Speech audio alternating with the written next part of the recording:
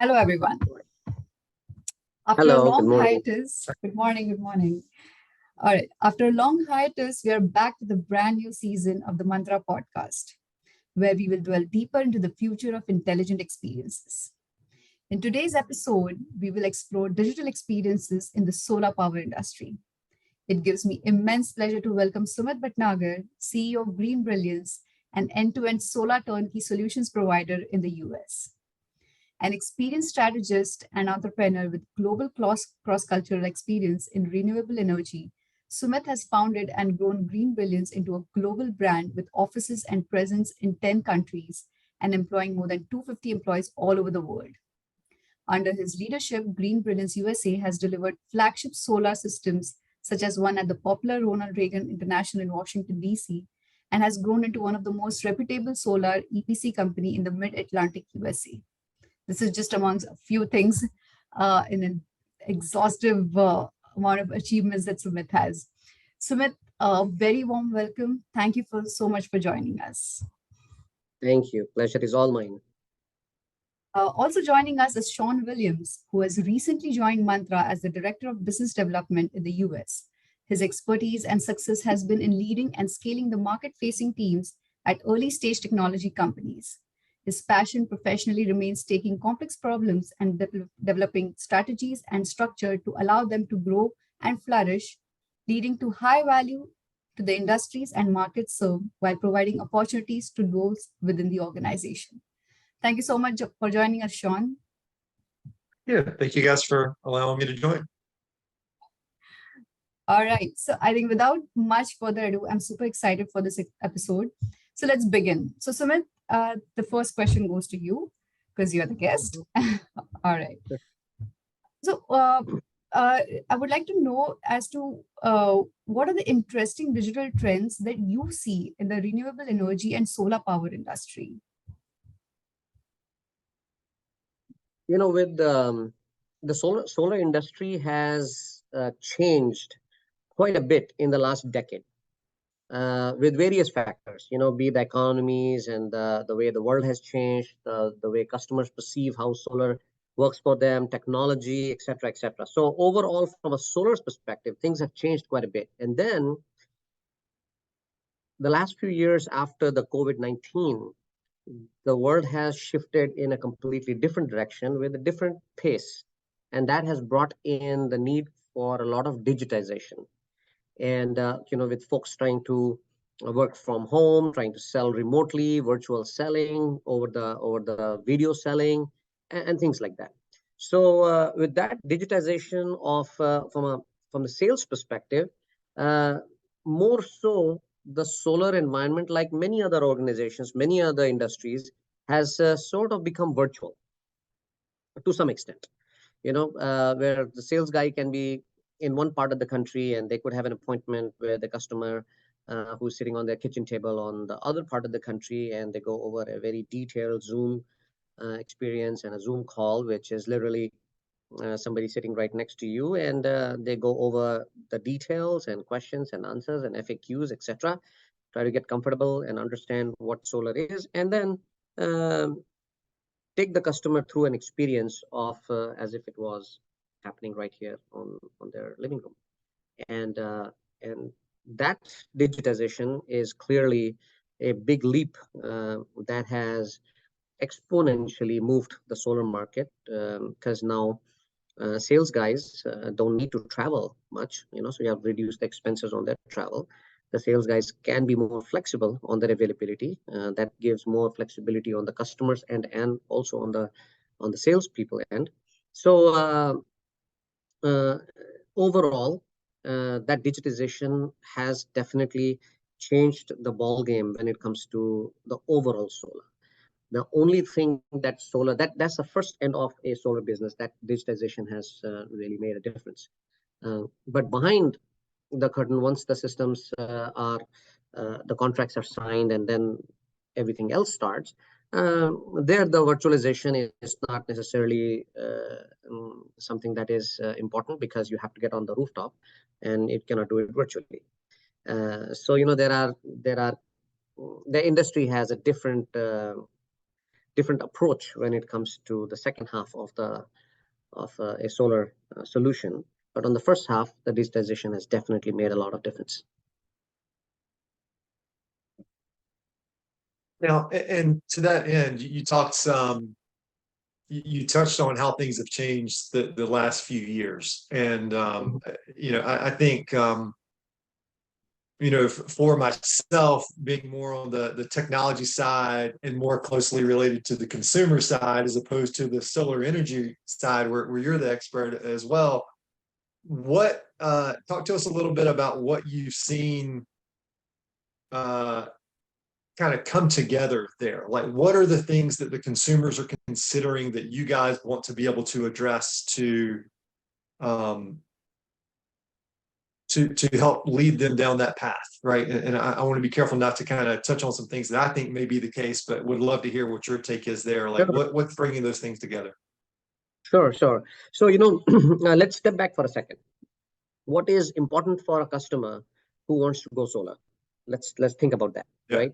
What is important for a customer is that what kind of a solar system can be accommodated on the rooftops, right? Is their rooftop appropriate for that system? Can their rooftop take on X number of panels? Whatever panels go on their rooftop, are they going to be compliant with the local utility or the local jurisdiction, with the setback, etc.? Are those panels going to produce enough energy to make a difference on their utility bills, right? And what is that production going to be? What percentage of offset is it going to be? Is it going to be 100% offset, or a certain percentage that makes a considerable difference on their pockets, right? So all of those, excuse me, are the needs of a customer. Here in this case, it is a solar customer who is looking to see that whatever you are offering has a lot of tangibility, has a lot of reliability, and has a lot of repeatability, right?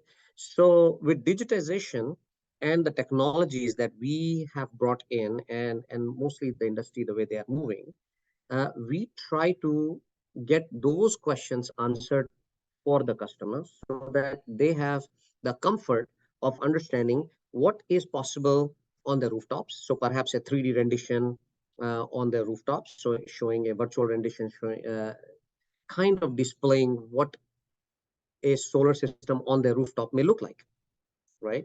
The knowledge in the backend to ensure that what systems we are showing on a 3D graphics are compliant with the local utilities, the local jurisdictions, with the setbacks or any kind of local regulations, right, for the permitting purposes, and so on. So when you put in the solar systems, the systems would have the intelligence to do a predictive analytics and calculate what is it that you are looking from a production standpoint, and what are the incentives, what would be your tax break, what would be your savings, and so on. So all of that can virtually take the customer through a comfort of saying that, okay, if I were to go solar, here is how my home would look like. Here is how my solar savings are going to look like. Here's how my tax incentives are going to look like.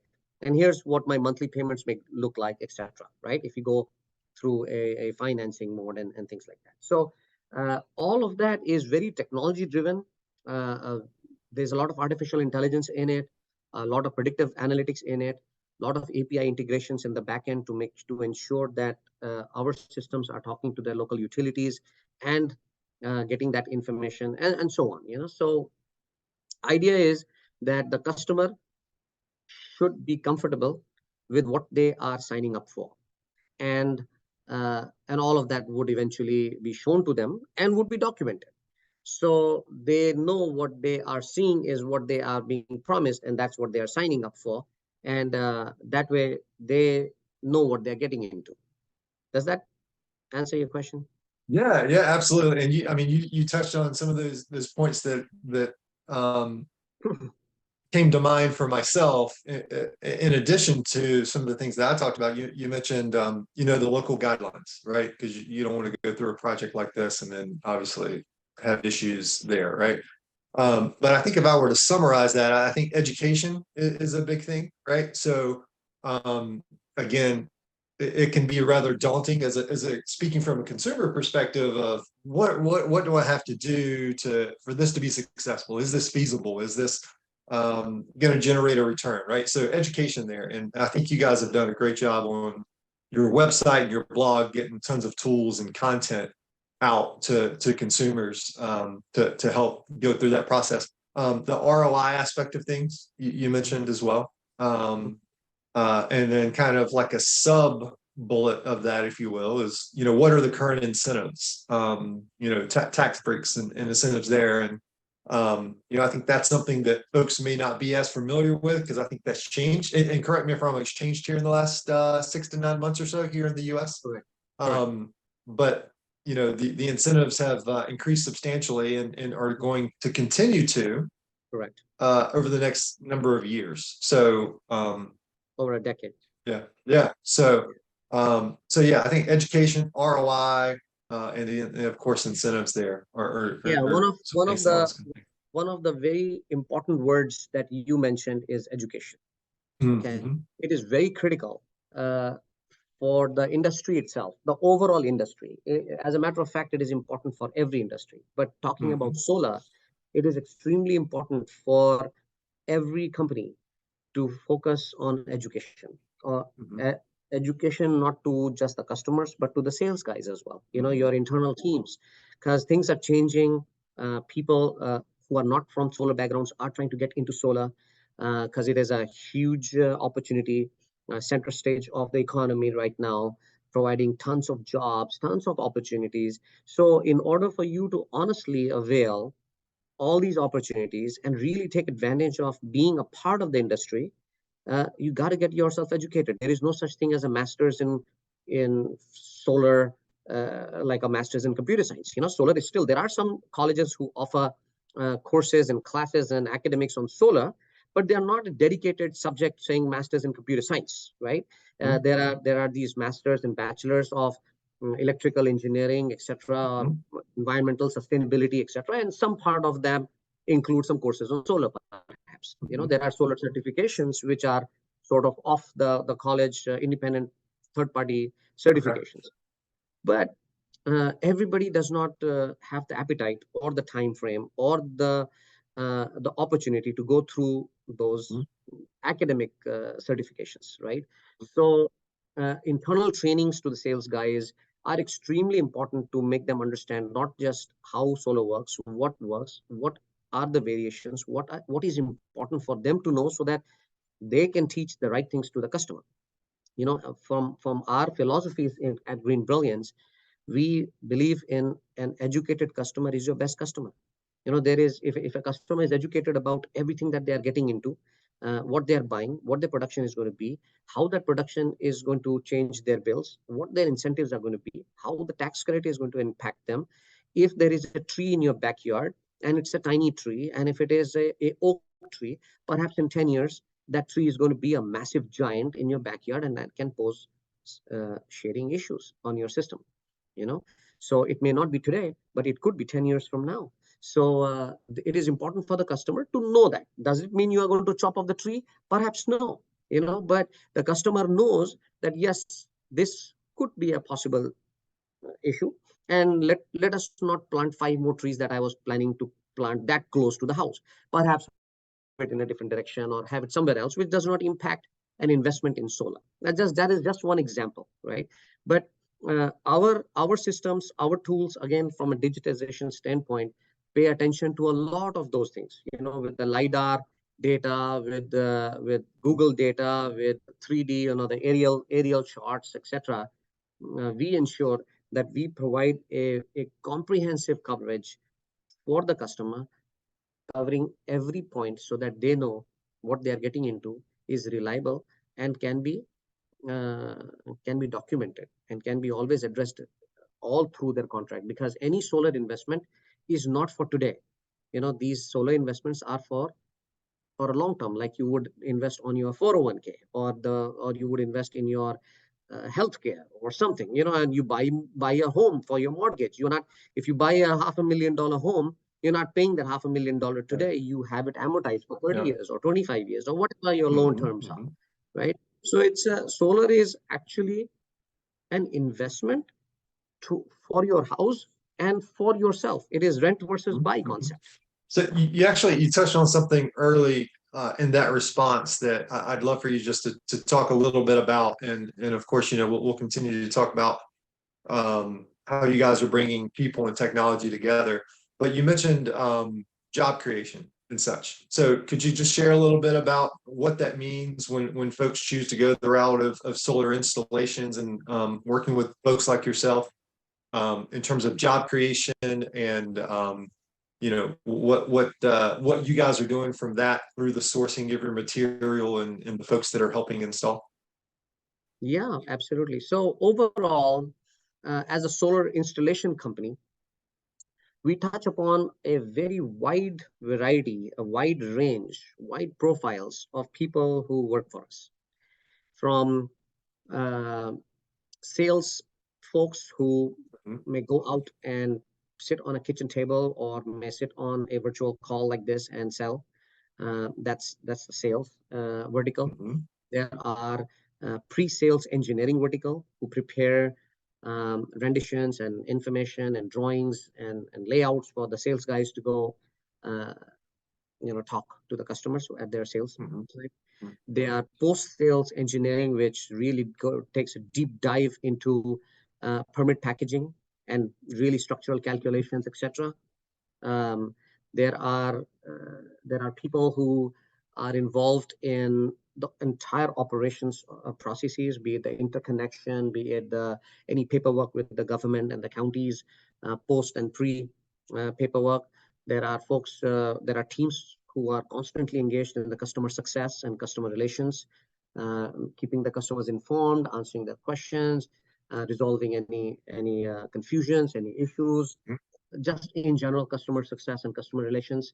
There are managers who are handling a lot of management part of all these verticals. So essentially, from sales to operations to customer support, engineering, there are so many of those verticals. And then, of course, then there is an absolute independent, big, large vertical which is out on the rooftops, which are folks who know how to get up on the roof and do the installation right. Then those folks know, then there are also folks who are out on the site doing the electrical side of things, Mhm. and so on, right? And then the back-end technical support, making sure that what is done right.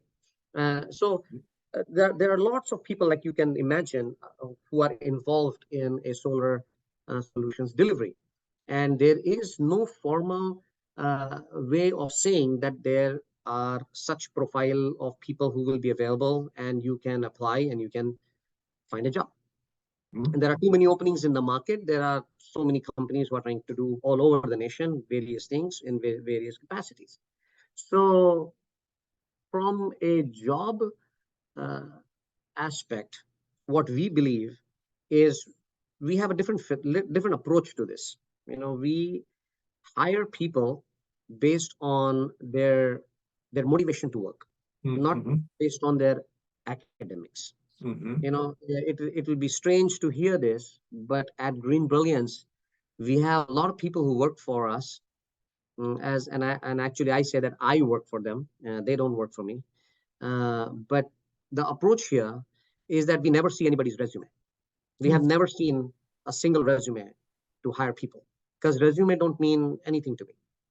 What matters to us at Green Brilliance is who you are, right? And how motivated are you to be a part of this organization, be a part of this industry? And that will tell us how motivated would you be to learn what you are trying to get into, right? So we have requisitions. People see it. They feel that, yes, they can be a part of this requisition. They apply. They do send us resumes, but we don't look at their resumes. We Yeah. just call them up and we have a couple of interviews, a couple of rounds, maybe a phone call, maybe in person, etc. And in those conversations, that gives us enough information, enough data on individuals that we feel that they could be or they may not be ready for an opportunity like this. So this is applicable in all the profiles that we work with. In other words, we like to hire the right people and then train them to be a part of this industry. There are a lot of people who get trained, they are with us for years. Some people move on, but now we have put in an educated person in the industry. That's awesome. That's great. That's so amazing to hear. So I just want to dive into a little bit about digitization actually, and digital innovation in this industry. So, Sumit, are you seeing any changes in the platforms or systems that are being used to optimize efficiencies in this space? Yes, 100%. So, what happens, solar industry is a very interesting industry because it has been on a growth path for the last decade. About 10 years or maybe a little more than 10 years, when I started Green Brilliance, when I founded Green Brilliance in 2007, there was no such thing as digitization. We used to make drawings. Our engineers used to make the layouts with hand and a 3D rendition on a paper and go to the county and apply for a permit. Like back in the day, people used to apply for a permit to make a deck in their backyard, right? So we would draw a rooftop and then put some panels in there and show that here is how something would go up. And the county was like, okay, we don't know any better. Now, the whole thing has changed.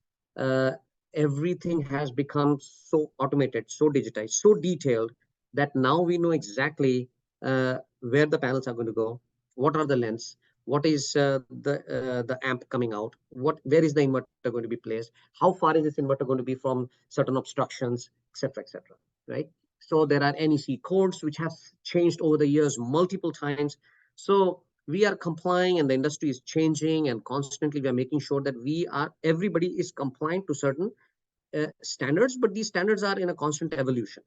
One day we will get to a point which is almost there, where things would be a whole lot more standardized. But the digitization has certainly been a major part of it.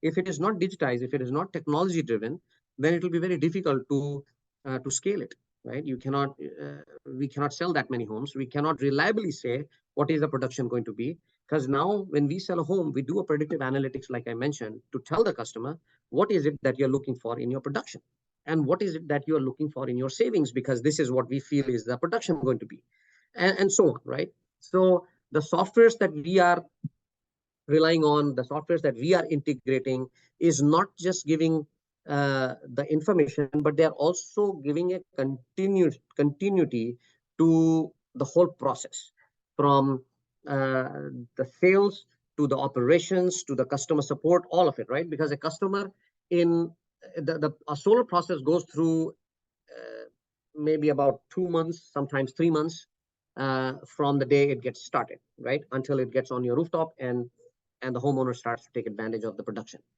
Through that 3 months, there's a whole lot that happens in the back end, in various flavors, with many people involved, many third parties involved, many government agencies involved, many internal agencies involved.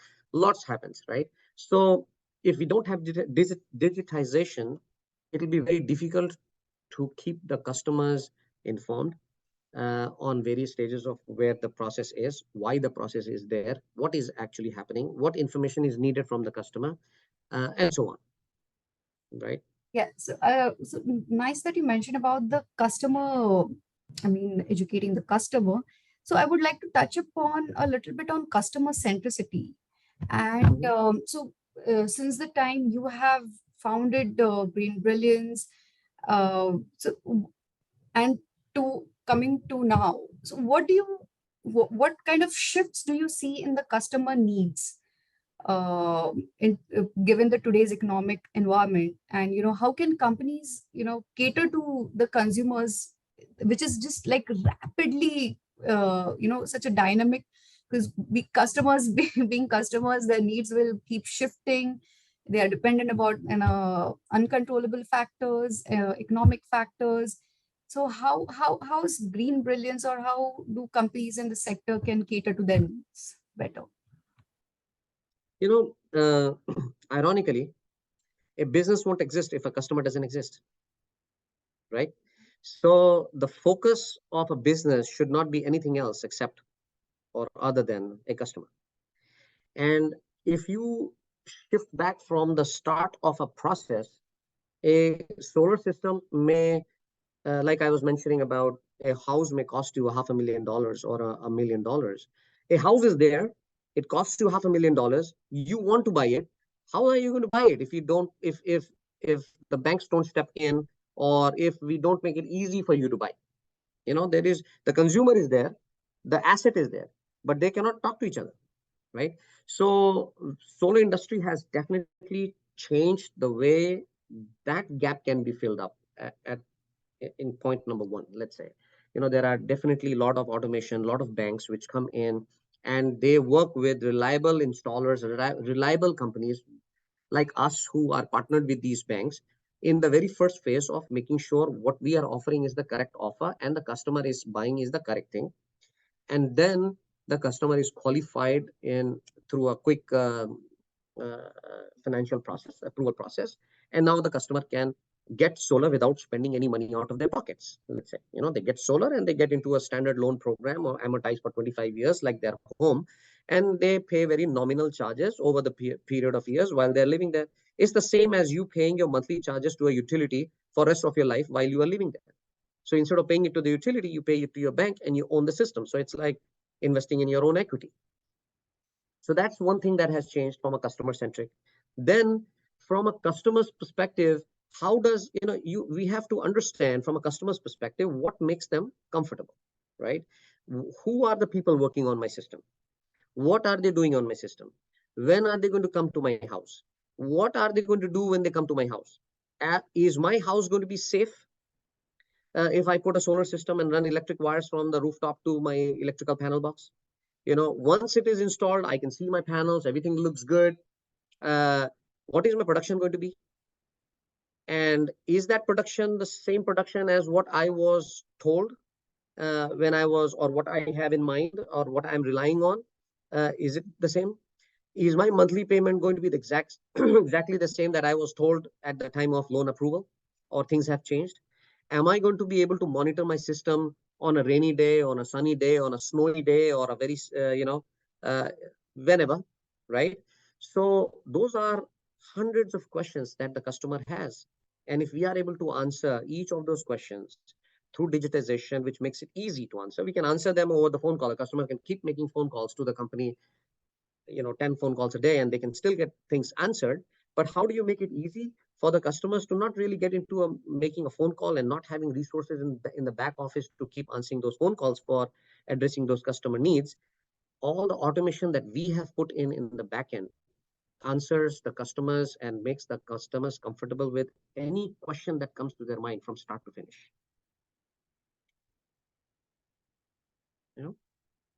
Absolutely right. So I think now we're just moving towards the end of the podcast. Just quick, if you were to give a quick summary about, in under maybe 2 minutes, as to how in this tech savvy world, where everybody wants data information on their fingertips, what is that USP, or something different value that Green Brilliance is adding in that customer journey? What is, if we have to pinpoint that one particular thing that is setting it apart? Okay, wonderful question.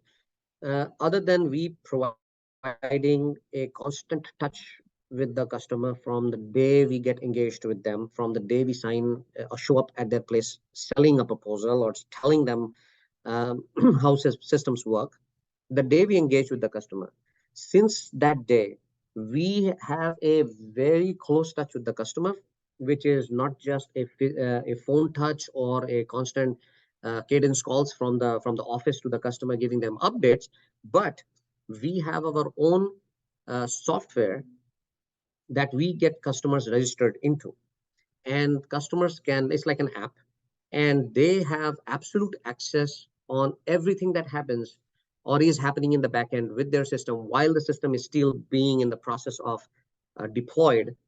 They have full access on their app. They have access to reach to the back office. They have access to chat. They have access to call. They have access of all means to be in touch with the company. Once the system is installed, that app has features of showing them what their system is doing, how their system is doing. There is documentation stored in that app where the customer can see, oh, wait a minute, can I revisit what I signed? It's right there. Can I see what my bank is? It's right there. What my loan balance is? It's right there. So all that information is organized nicely within an app that is a customer-centric app, and it has a consistent, loud, and clear button on it which says chat. If you have a question, chat. If you have a question, call. So they can always reach if they need to reach. But if they do not wish to reach, they want to see what is happening. They have data which is overloaded and very simply displayed, so people can really understand what they are seeing, what they are happening, how their system is behaving, etc. That That's really part good. of what we do is not, that part is not necessarily there in the industry in that depth. There are companies who offer certain features like this in bits and pieces, some information here, some information there, perhaps not because of an intent to hide any information, but perhaps with an intent that the information is not necessarily available because the systems are not necessarily automated in most of the companies. So with more automation and more hand-holding within the back end, we are able to achieve and just be ahead of the curve. That's great. I think, yeah, because there's no such thing, I think, overload of information, because if you don't give that overload of information, there'll always be something that coming back, oh, I don't have this. Why can't I access this? But I think that's a very good initiative, because considering the millennial population such as I, we do need information at our fingertips all the time. Like even if I'm not going to access it, but still knowing that, okay, I can access when I want to, is something that makes a difference. So much, Sumit. I think it's such a wonderful conversation to know so much about the renewable energy sector. And thank you for sharing such great and such amazing insights into ranging from the job creations to education. Thank you, Sean, for touching upon such points, which kind of will definitely give our audience a deeper insight into this particular sector in the US. And once again, thank you so much, Sumit, for taking the time out and joining us in this podcast. It was wonderful interacting with you. And thank you so much, Sean, for joining and sharing your perspective and touching upon such amazing topics to give our audience a wider, perspective in this industry. If I could just add something if I could just add something very, very quickly, Sumit, I appreciate everything. You've talked a ton about the technology aspect of things, and obviously solar energy, which can be very, again, daunting things for some folks, right? But if I'm thinking about some of the notes I took, two things that you guys do incredibly well are educate and collaborate, right? And you educate not just the market, but your employees, the local governments, and there's a lot of collaboration there. And so, that really reduces those barriers of entry for everyone. So kudos to you guys for taking those two things on head on and doing a great job with them. I enjoy hearing those things. Thank you. No, I appreciate both you, Divya and Sean, for taking the time. Solar industry, as we all know, is new to a lot of people as compared to many other industries which have an ancestral status. But solar is definitely one of the fastest growing industry, and it just so happens that any industry that grows fast goes through a lot of evolution, a lot of changes, a lot of chaos. But we are integrated. We are one of I'm happy to say we are one of the oldest companies which exists in the solar business today. We are about 16 plus years old, and reliability and being in the business for that long is one of the key aspects that the customers rely on. That well, if a company has been around for this long, they are going to be around to honor warranties, they Mhm. honor service calls, honor what they are doing. And along the way, you have to educate yourself and continue to be with the changing technology, the new things that are coming up, and so on. So an open mind, an open approach is a key to any industry, an absolute key to a solar industry. And I'm happy to share all these Yeah. thoughts and views Yeah. with you Thank guys. you. Thank you. Same It's here. been a Thank joy. you. Thank you. It's been a joy. Have a Thank you nice very much, day. guys. You guys Thank you, have a good everyone. Thank one. you, Stay guys. tuned for You too. Thank many you. updates, and stay tuned till the next episode. Thank you. Bye bye. Thank you.